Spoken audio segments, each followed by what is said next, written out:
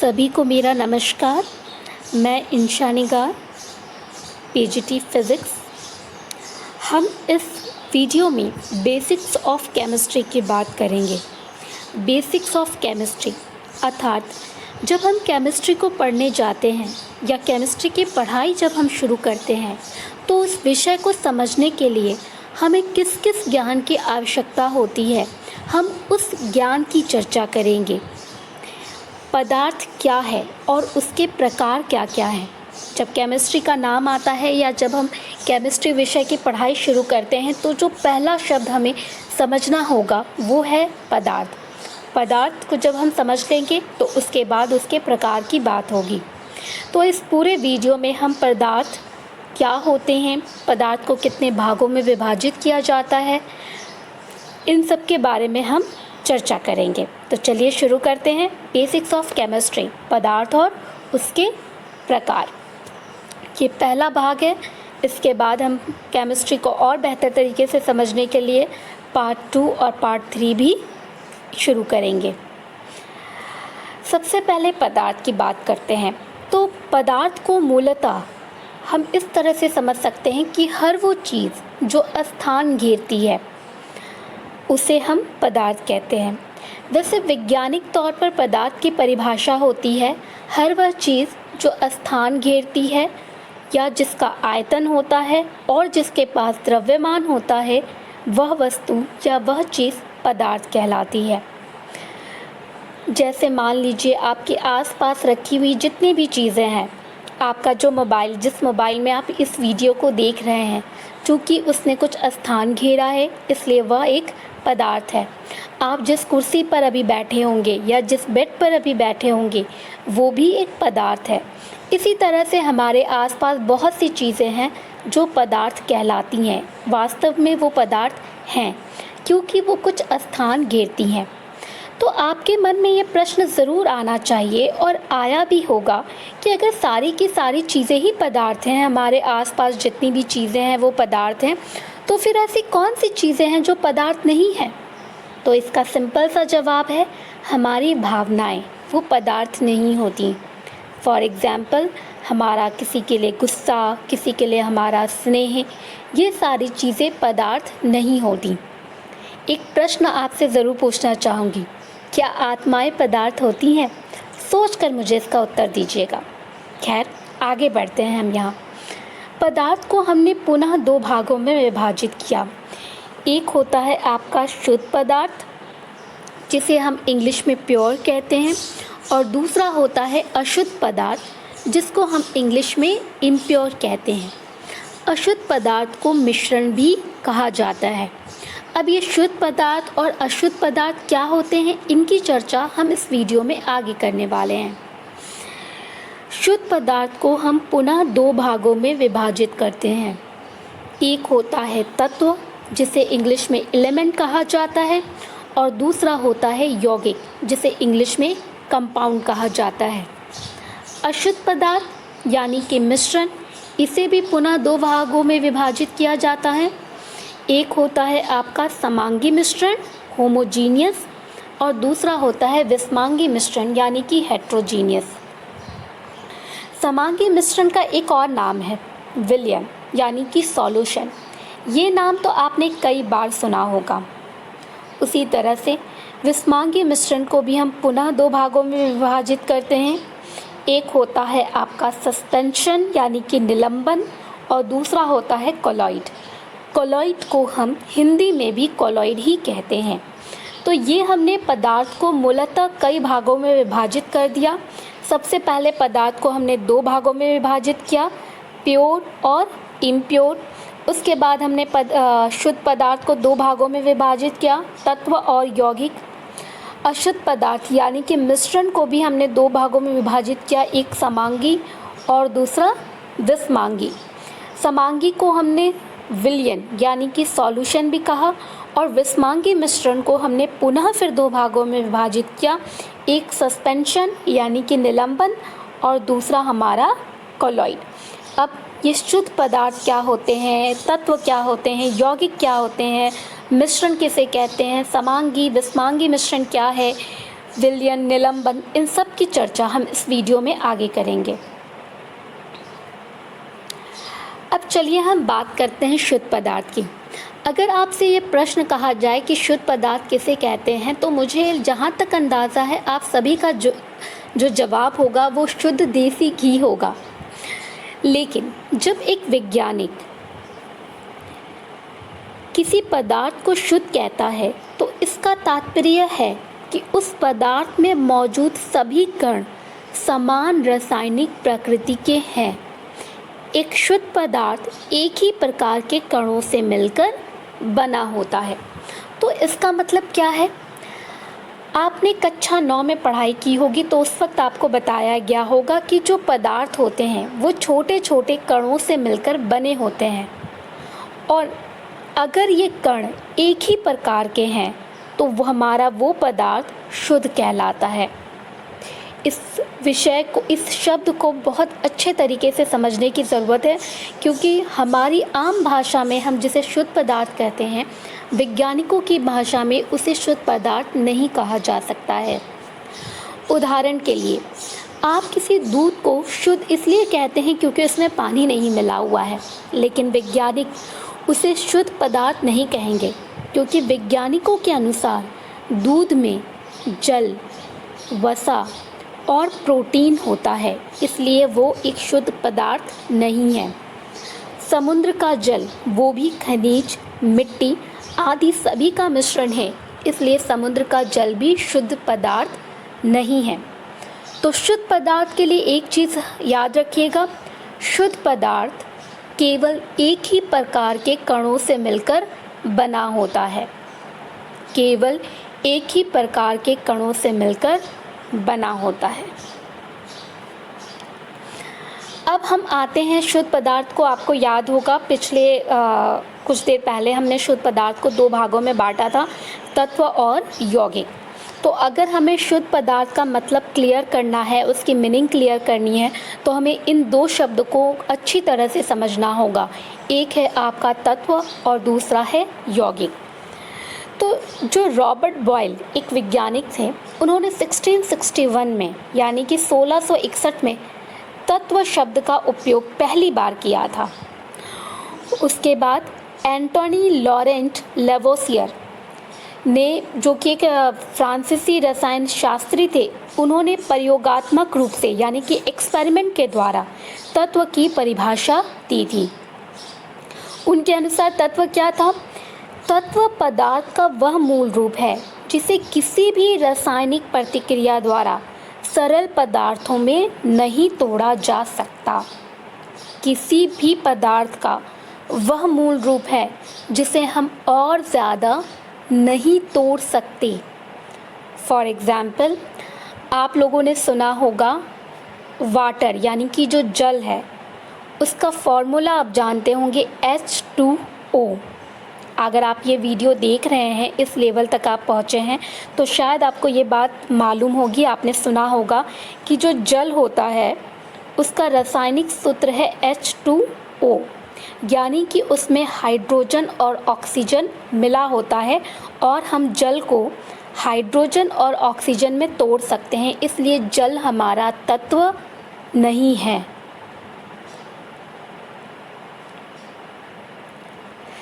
तो तत्व है क्या? ये देखिए, ये आपको कुछ दिख रहा है?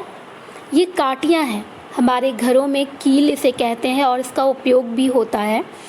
ये है हमारा शुद्ध पदार्थ यानी कि तत्व। इसे पहचानते हैं, ये क्या होते हैं? ये हमारे तांबे के बर्तन हैं। ये जो हमारी कील है या हमारी जो कांटियाँ हैं, ये केवल एक ही तरह के कणों से मिलकर बनी हैं, जिसका नाम है लोहा, जिसे हम लोग इंग्लिश में आयरन कहते हैं। और ये जो बर्तन हमारे दिख रहे हैं, ये किससे मिलकर बने हुए हैं? कॉपर यानी कि तांबा। तो लोहा और कॉपर यानी कि तांबा, ये हमारे शुद्ध पदार्थ हैं, और शुद्ध पदार्थ में भी ये तत्व हैं। एक और चीज़ यहाँ पे ध्यान देने योग्य है, वो ये है कि तत्व जिन कणों से मिलकर बने होते हैं वे कण परमाणु कहलाते हैं। इस शब्द की चर्चा हम अगले वीडियो में करेंगे, जो कि इसका दूसरा भाग होगा। एल्युमिनियम आप सभी ने सुना है। एल्युमिनियम के बहुत सारे यूज़ आपने देखे होंगे या बहुत सारे उपयोग आपने देखे होंगे। ये सबके घरों में कभी ना कभी खाना पैक करने के काम आया होगा।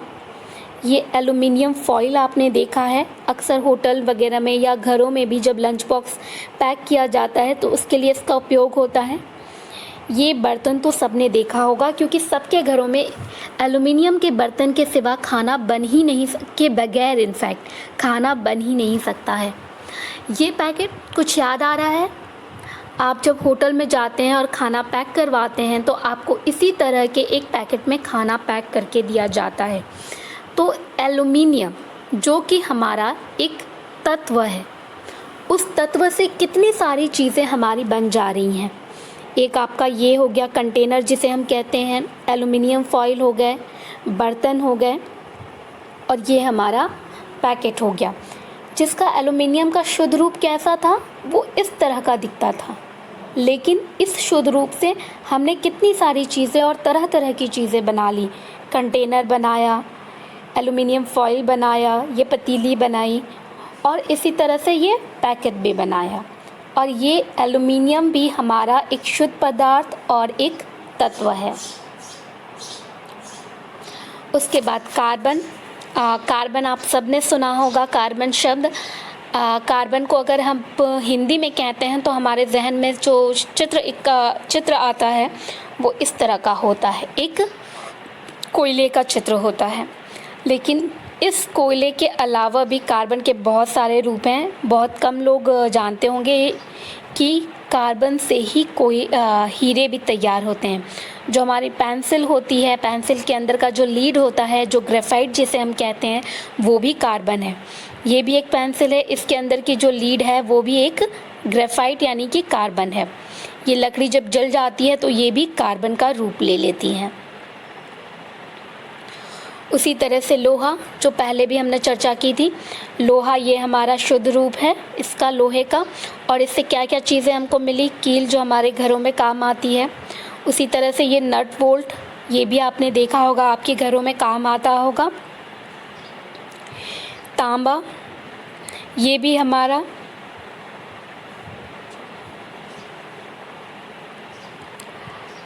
तांबा, ये तांबा का प्योर यानी कि शुद्ध रूप में जो हमारा तांबा होता है वो ऐसा दिखता है जब वो शुद्ध रूप में होता है। लेकिन उससे तो हमें अलग अलग चीज़ें बनानी हैं, उससे हमें बर्तन भी बनाने हैं, उससे हमें बिजली के तार भी बनाने हैं, तो फिर उससे ये सारी चीज़ें बनती हैं, बर्तन बनते हैं, बिजली के तार बनते हैं। उसके बाद चांदी, ये सब हमारे घरों में ज्वेलरी के रूप में यूज़ होता है, यानी कि जो हम श्रृंगार की चीज़ें जो पहनते हैं अक्सर उसमें इसका उपयोग होता है। सोने की ये कुछ चीज़ें आप देखे होंगे, आप सभी के घर में यूज़ होता होगा।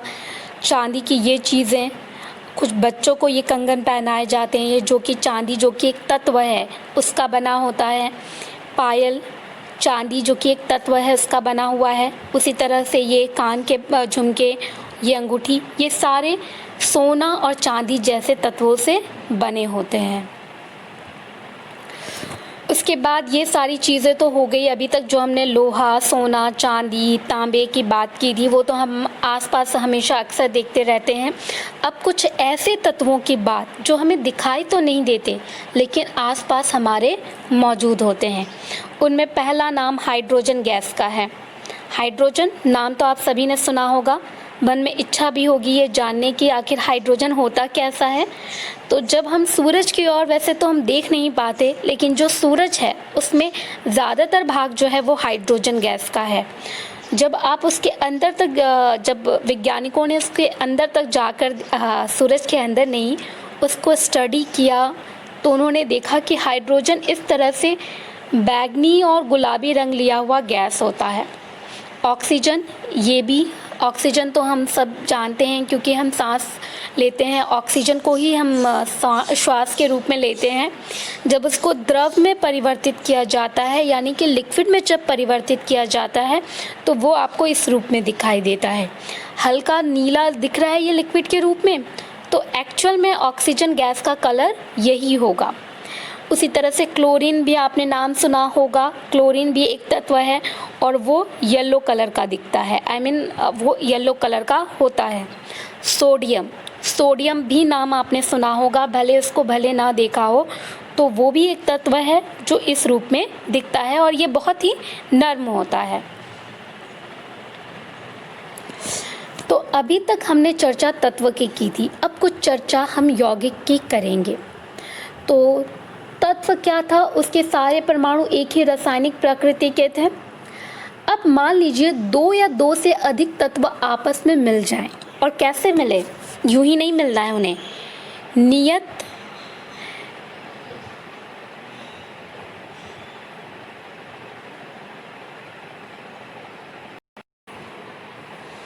तो अब हम यौगिक की बात कर लें। जब 2 या 2 से अधिक तत्व मिलते हैं, और ऐसे ही नहीं मिलना है उनको, जब 2 या 2 से अधिक तत्व नियत अनुपात में और रासायनिक क्रिया द्वारा मिलते हैं, नियत अनुपात और रासायनिक क्रिया, तो ये हमारा यौगिक कहलाता है।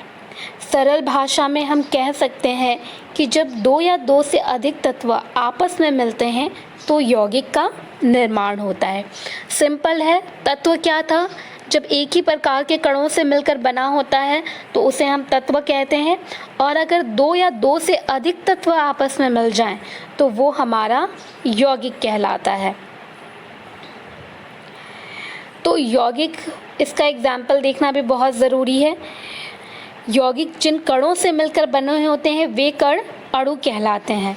आपको याद होगा जब हमने तत्व की चर्चा की थी तो हमने कहा था कि तत्व जिन कणों से मिलकर बने होते हैं वे कण परमाणु कहलाते हैं, लेकिन यौगिक जिन कणों से मिलकर बने होते हैं वे कण अणु कहलाते हैं। यौगिक कौन कौन सी चीज़ें हैं? एग्जाम्पल हमारे सामने। एक तो पहला आपका पानी यानी कि जल, वो 2 तत्वों से, हाइड्रोजन और ऑक्सीजन से मिलकर बना होता है। उसके बाद दूसरा एग्जाम्पल है हमारा शुगर, यानी कि जो चीनी होती है उसमें कार्बन, हाइड्रोजन, ये हमारे तत्व मिले होते हैं। और तीसरा एग्जाम्पल जो हम यूज़ करते हैं अपने घरों में वो है नमक। नमक में सोडियम और क्लोरीन, आपने अभी कुछ देर पहले देखा था सोडियम और क्लोरीन को। तो जो हमारा नमक होता है, आपने सुना भी होगा कि नमक का फॉर्मूला होता है NaCl, यानी कि जो नमक है हमारा वो सोडियम और क्लोरीन से मिलकर बना होता है। और जल किन किन चीज़ों से मिलकर बना होता है? हाइड्रोजन और ऑक्सीजन। ये 2 का मतलब क्या है इसकी चर्चा हम बाद में करेंगे। देखिए, ये यौगिक हो गया हमारा पानी यानी कि जल, ऑक्सीजन और हाइड्रोजन जिनसे मिलकर ये हमारा यौगिक बना है यानी कि जल बना है, वो दोनों ही तत्व हैं। ये क्या है? नमक है। और नमक किन किन से मिलकर बना हुआ है? सोडियम जो कि एक तत्व है और क्लोरीन जो कि एक तत्व है। आप पीछे वीडियो को जाकर पीछे वीडियो में देख सकते हैं कि किस तरह से ऑक्सीजन का रूप क्या है और हाइड्रोजन का रूप क्या है, लेकिन उनसे बनने वाला जो पदार्थ जो कि एक यौगिक है वो किस रूप में हमको दिखाई दे रहा है। क्योंकि आगे ये प्रश्न हमारे सामने आने वाला है कि यौगिक और मिश्रण में अंतर ही क्या हुआ। इस प्रश्न को याद रखिएगा। अब हम आते हैं मिश्रण के ऊपर, जो कि पदार्थ को जब हमने वर्गीकरण किया था तो पदार्थ को 2 भागों में विभाजित किया था, शुद्ध और अशुद्ध। शुद्ध पदार्थ को फिर से 2 भागों में विभाजित किया था, तत्व और यौगिक।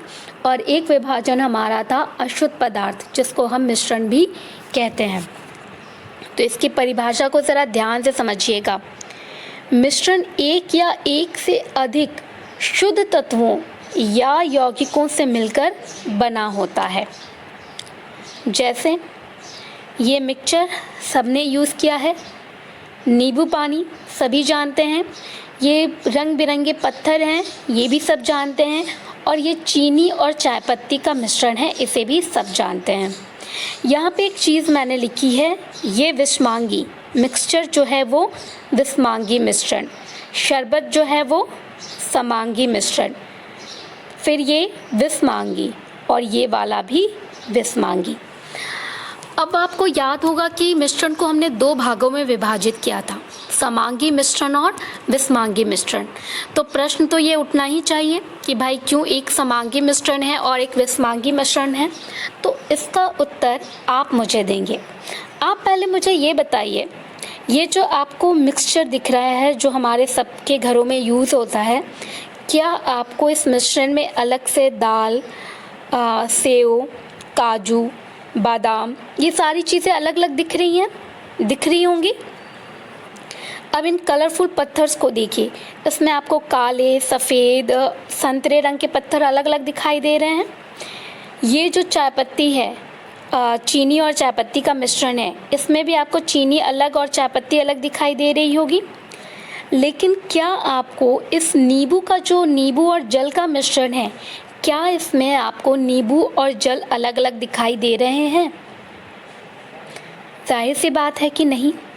और यही कारण है कि हमने मिक्सचर को एक विषमांगी मिश्रण कहा, पत्थरों का जो मिश्रण था उसे एक विषमांगी मिश्रण कहा, चीनी और चाय पत्ती का जो मिश्रण था उसे विषमांगी मिश्रण कहा, लेकिन नींबू और जल के मिश्रण को हमने समांगी मिश्रण कहा। एक और चीज़ है जो समांगी और विषमांगी मिश्रण को एक दूसरे से अलग करती है। आप मुझे ये बताओ, मिश्रण, सपोज़ आपने मिक्सचर खाना शुरू किया, जाहिर सी बात है कि शुरू में बड़े बड़े दाने आते हैं, लेकिन लास्ट में क्या होता है, आपको नमक तेज़ लगेगा, दाने छोटे मिलेंगे। लेकिन जब आप नींबू पानी पीते हो और आपने उसको अच्छे से घोल दिया है, उसके बाद आप ऊपर से जब लोगे 1 चम्मच शरबत, तो भी आपको उसका टेस्ट वैसा ही लगेगा। जब आप लास्ट तक पहुंचोगे तो भी आपको उसका टेस्ट वैसा ही लगेगा। लेकिन एक बात यहाँ पे ध्यान देने वाली है, कामचोरी मत करना। अच्छे से नमक और नींबू को पानी में घोलना या चीनी और नींबू को पानी में घोलना। अच्छी तरह से जब आप घोल लेंगे तब आप ऊपर से शरबत पियो या नीचे पे लास्ट में आ जाओ, आपको उसका टेस्ट हर बार एक जैसा ही लगेगा। चलिए अब यहाँ से आगे बढ़ते हैं।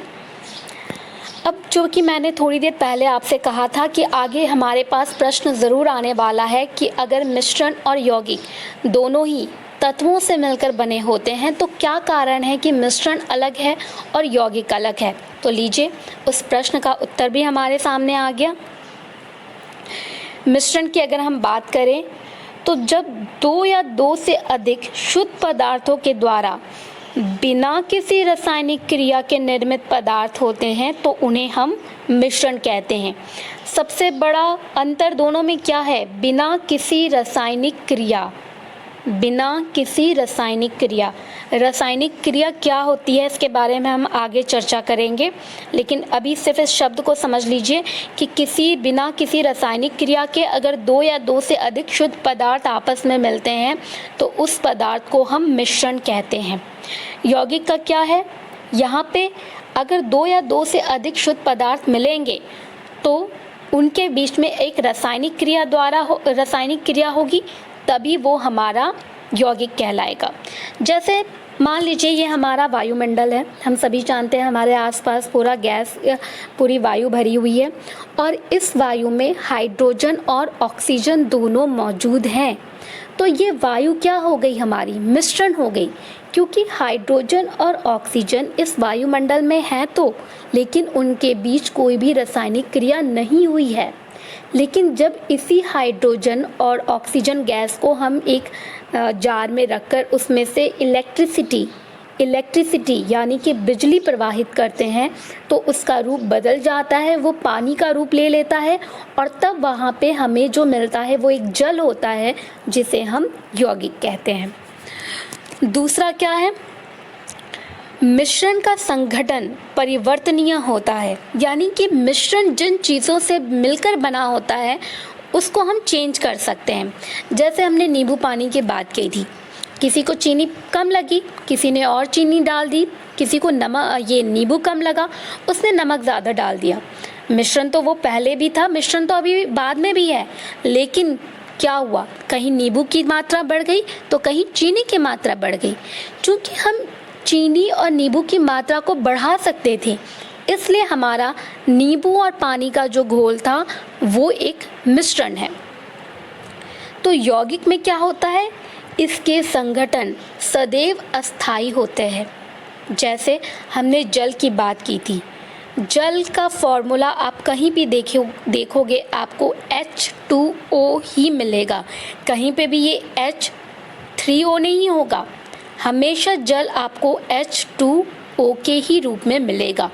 तो यहाँ पे हमेशा आपके 2 हाइड्रोजन होंगे और 1 ऑक्सीजन होगा, इसलिए H2O एक यौगिक है, न कि एक मिश्रण। तीसरा सबसे इम्पॉर्टेंट पॉइंट जिसे हम देख भी सकते हैं, मिश्रण उसमें उपस्थित घटकों के गुणधर्मों को दर्शाता है। हम नींबू पानी की चर्चा कर रहे थे। आप नींबू पानी पीते हो, आपको अगर ना बताया जाए कि वो नींबू पानी है तो भी क्या आप उसे पी कर ये बता सकते हो कि उसमें क्या क्या चीज़ें मिली हुई हैं? बेशक बता सकते हैं। आप बता सकते हैं कि इसमें पानी है, आप ये बता सकते हैं कि उसमें नींबू है, आप ये बता सकते हैं कि उसमें चीनी है। लेकिन जब हम यौगिक की बात करते हैं तो आप ये नहीं बता सकते कि यौगिक जिन तत्वों से मिलकर बना हुआ है वो तत्व कौन से थे। फॉर एग्ज़ाम्पल, जब आप जल पीते हो, वाटर पीते हो, तो क्या आपको ये 1 सेकेंड के लिए भी ये आभास होता है कि उसमें हाइड्रोजन और ऑक्सीजन गैस मिली हुई है? नहीं होता है। तो ये सबसे बड़ा दोनों में अंतर है जो हम देख सकते हैं। बाकी सारे अंतर भी हैं जो हमें नहीं दिखाई दे सकते, लेकिन ये अंतर हम देख सकते हैं अपनी आँखों से। चौथा, दोनों में क्या अंतर है? जो मिश्रण के घटक होते हैं, यानी कि जिनसे मिश्रण बना होता है, उनको हम सुगमता से यानी कि आसानी से अलग अलग कर सकते हैं। जैसे अभी हमने क्या देखा था, जो हमारे पास ये मिश्रण था, क्या आप इन पत्थरों को आपस में अलग कर सकते हो? बिल्कुल कर सकते हैं। हम क्या पत्थरों को चुन चुन के आपस में अलग नहीं कर सकते? चीनी और चाय पत्ती थोड़ा कष्ट होगा, लेकिन ये भी आपके अलग। कष्ट भी क्या होगा, सीधे पानी लेना, पानी में ये चीनी चाय पत्ती डाल देना, क्या होगा, चीनी घुल जाएगी, चाय पत्ती बच जाएगी। एक उससे छान लेना, मतलब छन्नी से छान लेना, आपकी चाय पत्ती अलग हो जाएगी। फिर जो पानी बचा हुआ है, काले रंग का भले पानी होगा, उसको खूब खौलाना, पानी भाप बनकर उड़ जाएगा, जो बचेगा वो होगा आपका चीनी। उसी तरह से इस मिक्सचर को भी हम अलग कर सकते हैं। ठीक उसी प्रकार गर्म करके हम नींबू पानी को भी नींबू, चीनी और पानी में अलग कर सकते हैं। लेकिन अब यौगिक की बात करते हैं। उसके जो घटक होते हैं, जैसे कि जल के घटक कौन कौन से हैं? हाइड्रोजन और ऑक्सीजन।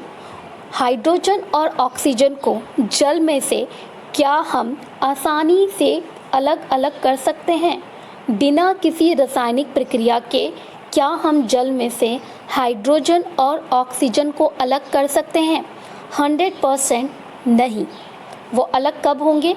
वो तभी अलग हो सकते हैं जब उनके बीच में कोई रासायनिक क्रिया की जाए, या फिर उनके बीच में से इलेक्ट्रिसिटी जब हम पास करेंगे तो आपको एक तरफ हाइड्रोजन और एक तरफ ऑक्सीजन गैस मिल जाएगी। अदरवाइज़ हमारे पास कोई मेथड नहीं है जिससे कि हम हाइड्रोजन और ऑक्सीजन गैस को जल में से अलग कर सकें। अब हम आते हैं मिश्रण को और थोड़ा हम आगे ले जाते हैं। तो मिश्रण को स्टार्टिंग में ही मुख्यतः हमने 2 भागों में बांटा था। एक होता है आपका समांगी मिश्रण और दूसरा होता है विषमांगी मिश्रण।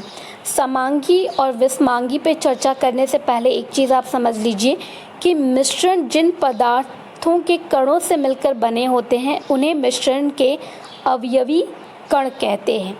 अवयवी कण, जैसे मान लीजिए आपका नींबू पानी का मिश्रण है, वो किस किस से मिलकर बना हुआ है? पानी, नींबू और चीनी। तो पानी, नींबू, चीनी आपके नींबू पानी के अवयवी कण हैं। आपका चीनी और चायपत्ती का जो मिश्रण था उसमें चीनी और चायपत्ती उस मिश्रण के अवयवी कण हैं। चलिए अब हम अवयवी कण के बाद हम समांगी मिश्रण की बात करते हैं।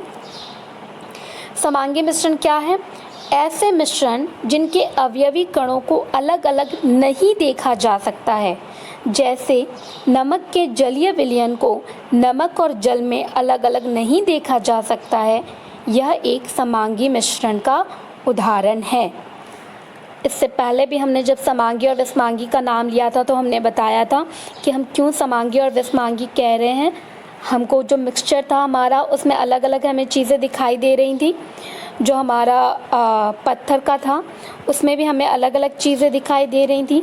चीनी चायपत्ती में भी हमें चीनी और चायपत्ती अलग अलग से दिखाई दे रहा था।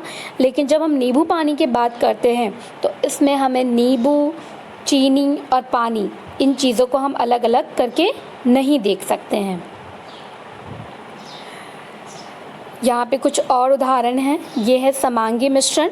जब भी हम किसी पानी में नमक या चीनी घोलते हैं तो वो हमारा समांगी मिश्रण कहलाता है। चाय हमारा समांगी मिश्रण का एक बहुत ही अच्छा उदाहरण है। हम सभी के घरों में चाय सुबह और शाम यूज़ होती है। आप चाय में चीनी, चायपत्ती, इनको अलग अलग करके नहीं देख सकते हो अगर आपने उसको चाय छन्नी से छान लिया है तो। और तीसरा हमारा नींबू पानी। अब आते हैं विषमांगी मिश्रण किसे कहते हैं। तो विषमांगी मिश्रण ऐसे मिश्रण को कहते हैं जिनके अवयवी कणों को अलग अलग देखा जा सकता है, जैसे पानी के ऊपर तेल डालने पर तथा हिलाने पर तेल ऊपर रह जाता है और पानी नीचे बैठ जाता है।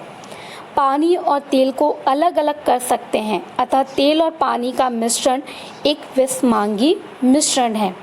जिसमें मिश्रण में हम जो अवयवी कण हैं उनको अगर अलग अलग देख सकते हैं हम, तो वो हमारा विषमांगी मिश्रण होता है। जैसे मिक्सचर हमारा एक विषमांगी मिश्रण है। पत्थर के जो रंग बिरंगे पत्थर हैं उनको हमने मिलाया, वो हमारे विषमांगी मिश्रण है। चीनी और चायपत्ती का मिश्रण भी एक विषमांगी मिश्रण है। दूध देखा है आपने, वो भी एक विषमांगी मिश्रण है। कैसे है हम आगे ये चर्चा करेंगे। आपने मान लीजिए चौक लिया, चौक को आपने पानी में डाल दिया, कुछ देर तक तो आपको ये इस रूप में दिखाई देगा और फिर बाद में क्या होगा, इसमें चौक नीचे बैठ जाएगा और पानी ऊपर रह जाएगा। तो ये जो हमारा दूध था ये हमारा विषमांगी मिश्रण तो है, और ये जो चौक को हमने पानी में मिलाया था वो भी हमारा विषमांगी मिश्रण है। आपको याद होगा कुछ देर पहले हमने विषमांगी मिश्रण को दो भागों में विभाजित किया था। एक था आपका निलंबन और दूसरा था आपका कोलॉइड। तो यहाँ पे एक चीज़ मैं बता दूँ कि ये जो चौक को हमने पानी में मिलाया ये कहलाता है हमारा निलंबन, और जो दूध है हमारा उसको हम कहते हैं colloid.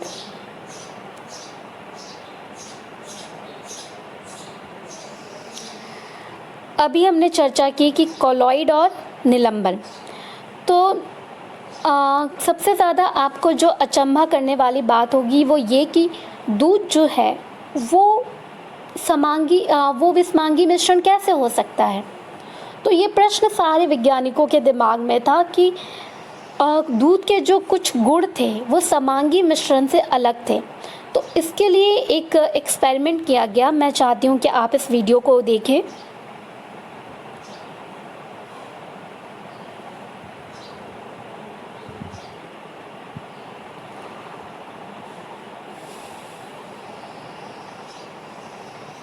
Every morning, you can see sunlight shooting through the window. This natural phenomenon is due to scientific theory known as Tyndall effect. But what is Tyndall effect? In this video, we are going to conduct a simple experiment to demonstrate Tyndall effect.